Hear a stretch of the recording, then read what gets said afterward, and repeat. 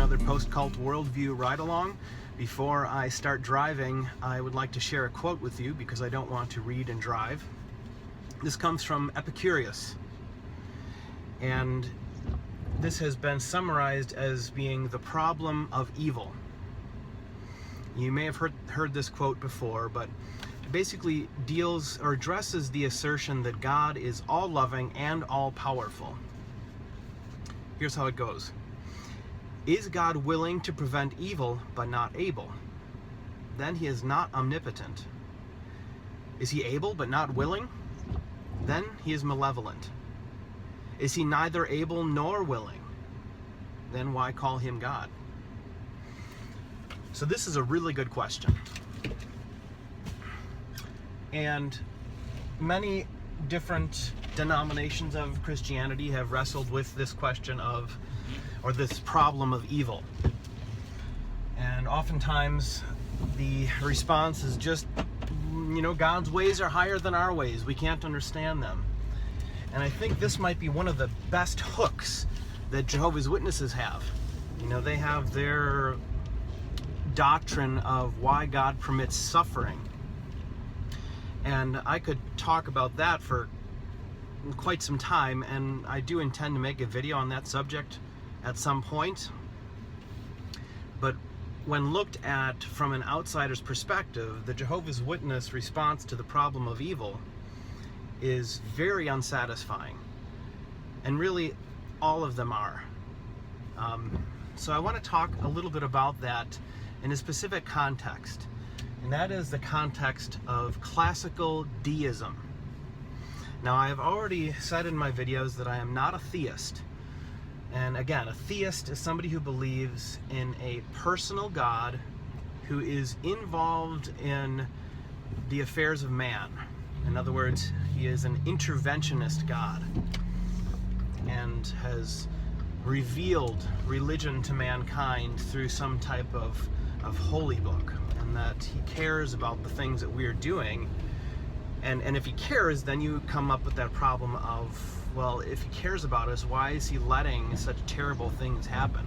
Why is he involved in answering the prayers of a Jehovah's Witness who wants to have a fruitful ministry, but is not answering the prayer of a man who is being slaughtered before his family, or a woman who is being raped? Okay, so now deism. Deism is the belief that there is a God, but that God is not an interventionist God. And again, I'm talking about classical deism, which dates back to the Age of Enlightenment, the 1700s. This is a time when people were starting to use more rational thought and, kind of coming out of the Dark Ages. And we're starting to realize that there are aspects of Christianity that just didn't make any sense. Aspects of theistic belief. They were questioning miracles. They were questioning mysterious doctrines like the Trinity. Biblical inerrancy was starting to not make sense. There was aspects of theology that contradicted science, or that that scriptures contradicted scripture. And so this was just getting people to take a more critical look at theology, and it led to this version of God belief that we now call deism. Now the thing is, classical deism, although most forms of classical deism rejected an interventionist God, in other words, God is not involved in what's happening on this planet, it still held on to this idea of a personal God, or God that had human-like attributes. Going back to my video on belief in God being idolatry, I talked about the anthropomorphic God. They were still holding on to that idea that there's a man in the sky. They just rejected the idea that he cares about us. So I guess I have a couple problems with that. I've already explained why I think it's putting God, whatever God is, into a box that he doesn't belong in if you're going to say that he's anthropomorphic or like a human, has thoughts like us. I also think that it doesn't satisfy me with the problem of evil. I have a friend who has very deistic type leanings, that he believes that there is some kind of grand intelligence out there that had to, in advance, completely understand the universe before the universe was created. So we have this intelligent creator that thinks thoughts and plans and makes things.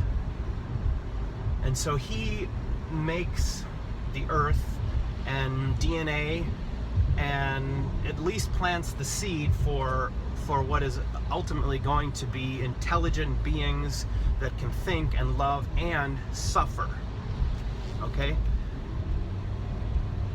This friend says that God is not an interventionist God, and in his eyes, humans are like ants, the way that we look at ants, that we have no concern for when we're walking along on the sidewalk, we're not constantly worrying about whether we may have stepped on an ant. This was his argument for this deist God, that he, she, it is not concerned about us because we are like ants.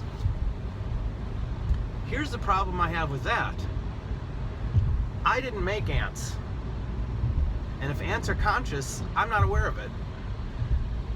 Conscious in the way that we are, experience life and have fears and suffer in the way we do. But if there is a supreme intelligence, prime mover, thinking God out there, and we are the product of that God, if that God made us and bailed, that's like a deadbeat dad. That's still a malevolent God. He may not have caused our suffering, but he damn well is aware of it. And for him to just bail is wicked. That's not a being that deserves any type of reverence or love, certainly not worship, and it's not even remotely comforting. So I don't know what the appeal of classical deism would be. Now, deism has since then become to mean a lot of different things, and frankly, some of modern deist thinking appeals to me. But I'm going to get into that hopefully more in future videos. But basically, I do not buy the idea that there is a man in the sky that is interventionist, and I do not buy the idea that there is a personal God who doesn't care about us. Again, I don't find the idea that God is like us and can think thoughts and choose whether or not to intervene to be plausible. I think that is reducing God, or whatever we could call God, into something that we have created. It's a concept that we have created. So during that period of the Enlightenment, that stage of thinking was still kind of tied to this idolatrous, or what I would consider to be idolatrous view of God, this making God a man. I'm starting to ramble a little bit at this point, but give me your thoughts. What do you think about deism? Do you think it's plausible that there is something out there that is like a man but doesn't care about us? How does that make you feel? How do you feel about the problem of evil? What do you think of Epicurus?